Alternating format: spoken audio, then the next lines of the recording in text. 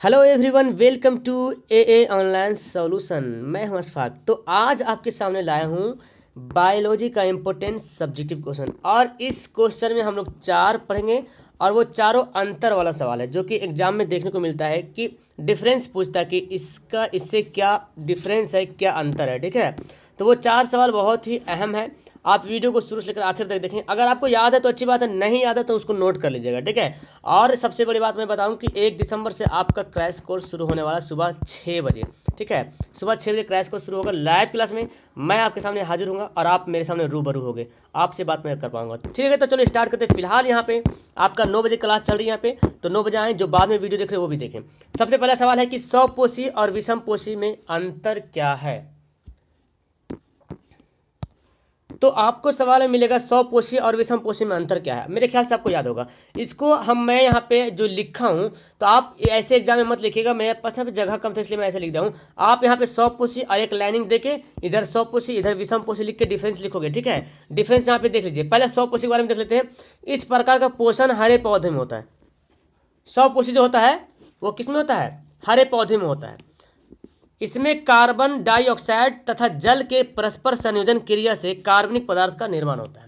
किसमें? स्वपोषी में ऐसा होता है कि कार्बन डाइऑक्साइड तथा जल के परस्पर संयोग, कार्बन डाइऑक्साइड और जल के परस्पर संयोजन क्रिया से कार्बनिक पदार्थ का निर्माण होता है। ये दो अंतर हो गया। अभी स्वपोषी के बारे में देख लेते हैं, उसके बाद फिर विषमपोषी के बारे में देखेंगे। इन्हें अपने भोजन के निर्माण के लिए अकार्बनिक पदार्थ की आवश्यकता पड़ती है। यानी कि जो पेड़ पौधे होते हैं जी, वो अपना भोजन प्राप्त करने के लिए अकार्बनिक पदार्थ की उसकी आवश्यकता पड़ती है। उसको भोजन के निर्माण की क्रिया विधि प्रकाश संश्लेषण में पर्णहरित तथा सूर्य के प्रकाश की आवश्यकता होती है ना। यानी कि जब भोजन का जो निर्माण करते हैं पेड़ पौधे, उसके लिए उसको क्या चीज़ की जरूरत पड़ती है? प्रकाश संश्लेषण की जरूरत पड़ती है, पर्णहरित की जरूरत पड़ती है और सूर्य के प्रकाश की आवश्यकता पड़ती है। ये आपका ऑब्जेक्टिव सवाल में भी आता है कि पौधे को भोजन निर्माण में किस चीज़ की आवश्यकता पड़ती है। ऑप्शन में रहता है किस चीज़ की आवश्यकता नहीं पड़ती। इस तरह से ऑक्सीजन दे देगा तो ऑक्सीजन को इसकी जरूरत भी नहीं है ना, ये तो खुद ऑक्सीजन छोड़ता है। तो ये स्वपोषी पोषण का लिख लीजिएगा। ठीक है, और विषमपोषी यानी कि जैसे स्वपोषी लिखेगा उसी के बगल में लिखेंगे आप विषमपोषी। सॉरी, इधर से बैक से आपको साउंड मिल रहा होगा, इसके लिए सॉरी जी। तो यहाँ पे देख लीजिए विषमपोषी क्या है। इस प्रकार का पोषण कीटों और जंतुओं में पाया जाता है। यानी कि विषमपोषी पोषण कौन करते हैं? कीट करते हैं और जंतु लोग करते हैं। जंतु अपने भोजन के लिए पौधों पर तथा शाकाहारी प्राणियों पर डिपेंड होते हैं। जीव जंतु जो होते हैं वो अपना भोजन प्राप्त करने के लिए किस पे डिपेंड होते हैं? पौधों पे डिपेंड होते हैं और शाकाहारी प्राणियों पर भी निर्भर होते हैं। ठीक है, इसमें जंतुओं को अपने भोजन के लिए कार्बनिक पदार्थ की आवश्यकता पड़ती है, जबकि स्वपोषी पोषण में भोजन बनाने के लिए अकार्बनिक पदार्थ की आवश्यकता पड़ती है। लेकिन विषमपोषी पोषण, तो विषमपोषी पोषण कौन कौन हो गया? कीट और जंतुओं में। तो अंतर आपको देखिए मिल रहा है, यहाँ पे पूरा पता चल रहा है। वहाँ पे उसका मतलब इस स्वपोषी पोषण में पेड़ पौधों की आवश्यकता पड़ती है, यानी कि स्वपोषी पोषण जो है पेड़ पौधे में होता है और विषमपोषी पोषण कीटों और जंतुओं में होता है। ठीक है, मतलब इस तरह लाइनिंग देके एक इधर इधर लिखेंगे। ठीक है, डिफरेंस बना करके आप जानते हैं अच्छी तरीके से। इसमें भोजन के निर्माण नहीं होता है। पेड़ पौधे भोजन के निर्माण खुद से करते हैं, लेकिन विषमपोषी खुद से भोजन के निर्माण नहीं करते, बल्कि वो किसी दूसरे पे डिपेंड होते हैं। ठीक है, ये रहा आपका। नेक्स्ट सवाल है सीरा, धमनी और कोशिकाओं में अंतर। ये भी सवाल आया हुआ बहुत बार सवाल है कि सीरा का क्या मतलब, सीरा, धमनी और कोशिकाओं में क्या अंतर है। देखिए, अंतर जब लिखने की बात आती है तो आपको डिफिनेशन पे उसको जाना चाहिए कि सीरा कहते किसको है, उसका कार्य क्या है, धमनी क्या है, धमनी का कार्य क्या है, आपका कोशिका है तो उसका कार्य क्या है, उसके बारे में आपको नॉलेज होना चाहिए। तब आप इसका अंतर आराम से लिख दीजिएगा। तो मैं तो यहाँ पे लिख दिया हूँ, लेकिन आप इम्तिहान में जब आ जाए तो आप 3 कॉलम बना लेना। 3 कॉलम, धमनी, शीरा, कोशिका, समझे? तो इस तरह से अंतर लिखिएगा। तो पहले हम धमनी को बताते हैं। इसकी दीवारें तन्य, मोटी और पेशीयुक्त होती है। किसकी? धमनी की जो दीवारें होती है ना, धम धम सुने होंगे, धम धम मतलब धम धम कौन करता है? मोटा जो रहता है ना, मोटा चलता है तो धम धम करता है। तो इस तरह से याद करें कि धमनी की दीवारें जो होती है तन्य होती है ना, और मोटी भी होती है। तन्य भी होता है और मोटी भी होती है और पेशी युक्त भी होती है। ठीक है, इसके अंदर की गुहिका छोटी होती है। इनमें कपाट नहीं होते। किसमें? धमनी में। इसमें रुधिर दाब के दाब के साथ रहता है, रुधिर जो रहता है वो प्रेशर के साथ रहता है। धमनी में जो रुधिर रहता है, क्योंकि धमनी का काम क्या है, शुद्ध रक्त को ले जाना, तो रक्त जो है दाब के साथ, प्रेशर के साथ रहता है, ठीक है। अब शिरा के बारे में जान लेते हैं कि शिरा की दीवारें पतली होती हैं, है ना, रेशेदार तथा तन्य होती है। तो धमनी में भी दीवारें, धमनी में की दीवारें मोटी होती है और शिरा की दीवारें पतली होती है, उसमें भी वो भी तन्य होती है, ये भी तन्य है, ठीक है। इनकी गुहिका बड़ी होती है, हालांकि उसकी गुहिका क्या है, छोटी होती है। उनमें धमनी में कपाट नहीं होता, लेकिन शिरा में कपाट होते हैं, ये बात याद रखें। तो ज़्यादा कुछ भारी चीज़ है नहीं, बस इसको 2-3 बार पढ़ने की ज़रूरत है ना, प्रैक्टिस करने की ज़रूरत है। जब तक पढ़ोगे नहीं तो फिर होगा कैसे, है ना, पढ़ना जरूरी इसके लिए। रुधिर बिना झटके के बाहर आ जाता है, तो उसमें क्या होता है, प्रेशर के साथ रहता है। धमनी में जो रक्त रहता है वो प्रेशर के साथ रहता है, लेकिन इसमें प्रेशर के साथ नहीं रहता है। कोशिकाएं के बारे में देखते हैं। कोशिकाएं दीवार अधिक पतली, कोशिकाएं की दीवारें जो है और बहुत काफ़ी पतली होती है, कोशिका की दीवारें बहुत पतली होती है। अंदर की गुहिका अधिक पतली होती है, गुहिका भी बहुत पतली होती है, और इनमें कोशिकाओं में भी कपाट नहीं पाया जाता, ठीक है। तो ये 3 अंतर आपको लिखना है। ये लघु उत्तरीय प्रश्न है जी, ठीक है, लघु उत्तरीय प्रश्न है। चलिए तीसरा सवाल पढ़ते हैं कि वायवीय श्वसन तथा अवायवीय श्वसन में क्या अंतर है ना, वायवीय श्वसन में और अवायवीय श्वसन में क्या अंतर है। तो फिर वही बात है कि वायवीय श्वसन का डिफिनेशन आपको पता होना चाहिए और अवायवीय श्वसन का भी डिफिनेशन आपको पता होना चाहिए, तो अब आप आराम से इसको एक्सप्लेन कर सकते हो। और नीचे एक सवाल और दिया कि कुछ जीवों के नाम भी लिखिए जिनमें अवायवीय श्वसन होते हैं, ठीक है।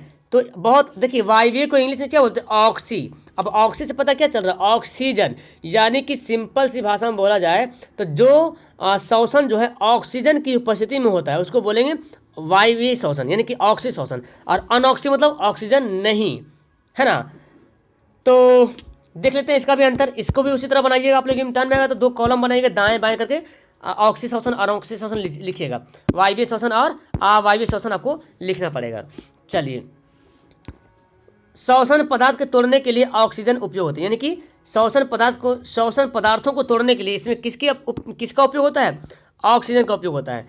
ग्लाइकोलाइसिस साइटोप्लाज्म में और क्रेब चक्र माइटोकॉन्ड्रिया में होता है, यानी कि जो ऑक्सीश्वसन होता है वो कहाँ होता है, माइटोकॉन्ड्रिया में होता है। एटीपी के 38 गुण इसमें बनते हैं, किसमें, ऑक्सीश्वसन में एटीपी के जो है 38 गुण बनते हैं।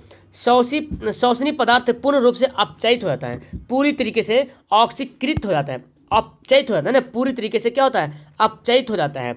अंतिम उत्पाद क्या निकलता है, CO2। जब ऑक्सीश्वसन करते हैं तो CO2 निकलता है। अब आपको पता चल रहा होगा कि ऑक्सीश्वसन आखिर होता किसमें, तो आपको पता चल रहा है अच्छा ऑक्सीश्वसन जीव जंतु में होता है, तभी तो वो CO2 निकालता है ना। अंतिम उत्पाद क्या है, CO2 है।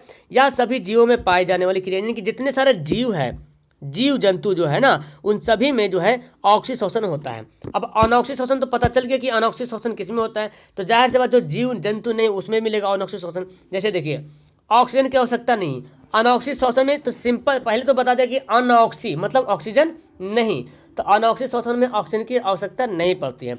या साइटोप्लाज्म में होती है, वहाँ पे साइटोप्लाज्म और माइटोकॉन्ड्रिया दोनों दिखा रहा था, है ना। साइटोप्लाज्म में और क्रेब चक्र माइटोकॉन्ड्रिया में होता है, लेकिन इसमें क्या होता है, सिर्फ साइटोप्लाज्म में होता है। एटीपी के केवल 2 अणु होते हैं, लेकिन ऑक्सीश्वसन में एटीपी के 38 अणु होते हैं और अनऑक्सीश्वसन में सिर्फ और सिर्फ 2 अणु होते हैं, ठीक है। इसमें अपचयन अधूरा होता है और उसमें जो है अपचयन पूरा हो जाता है।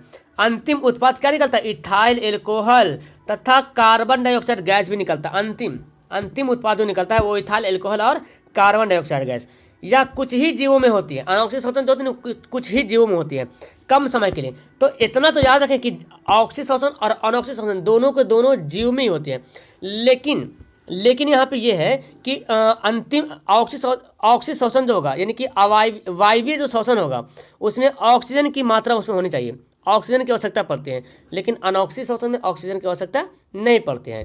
तो अब कौन कौन सा जीव है जो अवायवीय श्वसन करते हैं, कवक, जीवाणुओं, गुद्देदार फलों हैं, उनमें जो है अवायवीय श्वसन होते हैं। ये आपका एग्जाम्पल है। चलिए एक लास्ट एक और है, उसको देख लेते हैं, ठीक है, ज़्यादा टाइम वेस्ट नहीं होगा, इजी सा है। श्वसन और स्वच्छवास में क्या अंतर है ना, श्वसन और स्वच्छवास में क्या अंतर है। तो देखिए, श्वसन किसे कहते हैं, यह क्रिया कोशिका के भीतर होती है। अब ये सवाल जो है ना 2 नंबर का सवाल है, तो जितना बड़ा सवाल उतना बड़ा आंसर, जितना अच्छा नंबर उतना अच्छा क्वेश्चन देने पड़ेगा, है ना। तो क्या करना है, यह क्रिया कोशिका के भीतर होती है। और देखिए यहाँ देखिए श्वसन और स्वच्छवास में क्या डिफरेंट है। यह क्रिया जो होती है कोशिका के भीतर होती है और यह जो कोशिका के बाहर होती है। ठीक है, इसमें एंजाइमों की आवश्यकता पड़ती है, किसमें, श्वसन में जो है एंजाइम की आवश्यकता पड़ती है और उच्छ्वास में एंजाइम की आवश्यकता नहीं पड़ती। ये 2 पॉइंट याद रखेगा। ठीक है, तो आप याद हो जाएगा। श्वसन में क्या होता है, ये श्वसन कोशिका के केंद्र, कोशिका के भीतर होती है श्वसन, और स्वच्छवास जो कोशिका के बाहर होते हैं। इसको जो है एंजाइम्स की आवश्यकता पड़ती है और स्वच्छवास को एंजाइम्स की आवश्यकता नहीं पड़ती है। तो इस तरह से बायोलॉजी में कुछ और आपका इसी लेसन से जो लेसन का नाम आपका है पहला लेसन जो बायोलॉजी का, इसमें कुछ और डिफरेंस दिया हुआ है जो काफ़ी इम्पोर्टेंट है। तो आप अगर बोलेंगे तो उसकी भी मैं वीडियो बना दूंगा, यानी कि 4 क्वेश्चन है, 4-5 क्वेश्चन और जो काफ़ी इंपॉर्टेंट है, ताकि वीडियो बन जाएगा, ताकि आपका रिहर्सल हो जाएगा और मैं अच्छी तरीके से यहाँ पे अंडरस्टैंड भी करा दूंगा। ठीक है, समझ में आ गया। इसको कॉपी पर नोट कर लीजिएगा। अगर आपको याद है तो बहुत अच्छी बात है, मुबारक हो। लेकिन अगर आपको याद नहीं है तो बेहतर होगा आप कॉपी पर नोट कर लें इसको, है ना। ओके, चलो वीडियो को यहाँ पे करता हूँ last. Okay bye, that's all, thank you everyone.